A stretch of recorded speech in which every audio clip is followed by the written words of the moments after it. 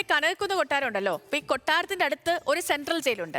അവിടെ മതിലുകൾക്കിരുവശം വൈക്കം മുഹമ്മദ് ബഷീറും നാരായണിയും ഇപ്പോഴും പ്രണയിച്ചുകൊണ്ടിരിക്കുകയാണ്. പരസ്പരം കണ്ടുമുട്ടാതെ പോയ ഇരുവരും കണ്ണീരാണ് കഥയും ചലച്ചിത്രവും പറഞ്ഞതെങ്കിൽ, പക്ഷെ ഇവിടെ സീൻ വേറെയാണ്. ഇവിടെ ബഷീറിനെ കണ്ട നാരായണിയാണ് നമുക്ക് കാണാൻ കഴിയുക. നമ്മുടെ ഇടതു സർക്കാരിന്റെ വാർഷികാഘോഷത്തിൽ ജയിൽ വകുപ്പ് ഒരുക്കിയ സ്റ്റോളിലാണ് കാത്തിരിപ്പ് അവസാനിപ്പിച്ച നാരായണിയുള്ള നാടകം അരങ്ങേറുന്നത്.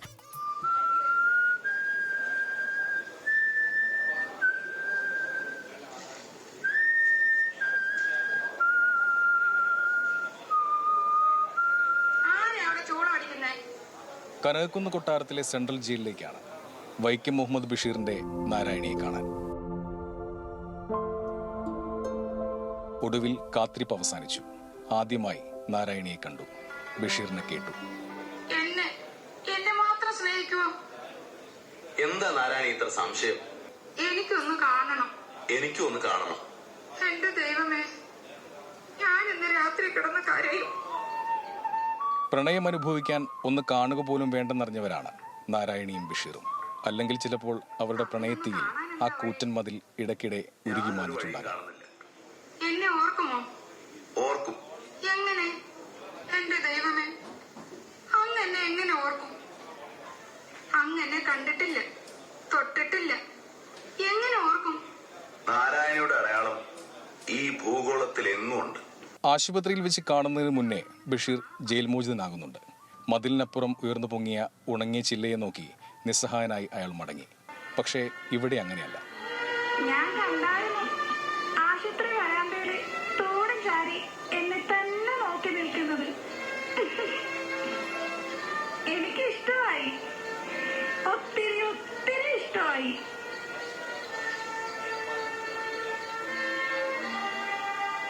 എന്നെ കാണാനുള്ള പൂതിയില് റോസാപ്പൂ ഒന്ന് പറിക്കാതിരിക്കുവായിരുന്നു. നാരായണി കണ്ടത് ബഷീറിനെയല്ല, പക്ഷേ ആശുപത്രിയിൽ കണ്ടയാൾ അവൾക്ക് ബഷീറാണ്. ജയിൽ വകുപ്പിലെ ഉദ്യോഗസ്ഥൻ സന്തോഷ് പെരളിയാണ് ആ കാഴ്ച തുന്നിച്ചേർത്തത്. ഏതൊരു കാര്യം എഴുതുമ്പോഴും അത് നമ്മൾ തീർച്ചയായിട്ടും ഒരുപാട് തവണ ആലോചിച്ചിട്ടും ഒരു സ്ട്രഗിളിലൂടെ ആയിരിക്കുമല്ലോ നമ്മുടെ ഏത് സൃഷ്ടിയും പുറത്തേക്ക് വരുന്നത്. ഞങ്ങൾ ജയിൽ ജീവനക്കാരായതുകൊണ്ട് ഞങ്ങൾ എല്ലാവരും മതിലുകൾ ഒരുപാട് തവണ വായിച്ചിട്ടുണ്ട്. പ്രത്യേകിച്ച് ഞാനും എൻ്റെ കൂടെ അഭിനയിക്കുന്ന എൻ്റെ കുട്ടികളായിട്ടുള്ളവർ 3 പേരും ഞാൻ ഇതൊന്ന് ആസ്വദിച്ച് ചെയ്യുമ്പോൾ ഇവരോട് പറഞ്ഞു മതിലുകൾ വായിക്കണം, അതേപോലെ തന്നെ മതിലുകൾ സിനിമ കാണണമെന്ന് പറഞ്ഞിട്ടുണ്ടായിരുന്നു.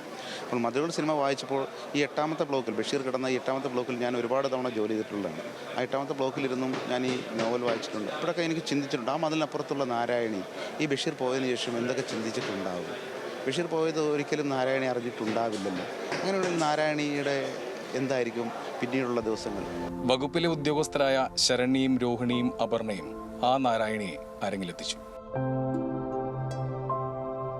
ഇപ്പം നാരായണി എന്നുള്ള കഥാപാത്രത്തിലേക്ക് നമ്മൾ അത്രയും വൈകാരികമായിട്ട് നമ്മൾ എത്തണമെങ്കിൽ സാറിൻ്റെ ഒരുപാട് സപ്പോർട്ടുണ്ടായിരുന്നു. സാറും കുഞ്ഞു കുഞ്ഞു കാര്യങ്ങൾ പോലും, വളരെ മൈന്യൂട്ടായിട്ടുള്ള കാര്യങ്ങൾ പോലും നമുക്കത് പറഞ്ഞു തരുമായിരുന്നു. എങ്ങനെയാണ് ചെയ്യേണ്ടത്, ഏതൊക്കെ രീതിയിൽ എങ്ങനെയാണ് ആ ഭാവം വരേണ്ടത്, ഏതൊക്കെ ഭാവങ്ങളാണ് വരുത്തേണ്ടതെന്നുള്ളത്.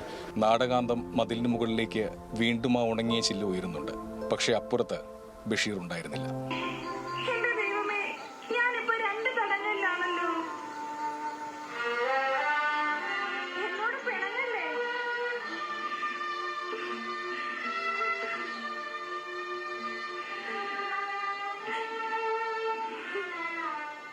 MG മഞ്ജുഷിനൊപ്പം ബിനിൽ ലീല സാബു, ന്യൂസ് മലയാളം, തിരുവനന്തപുരം.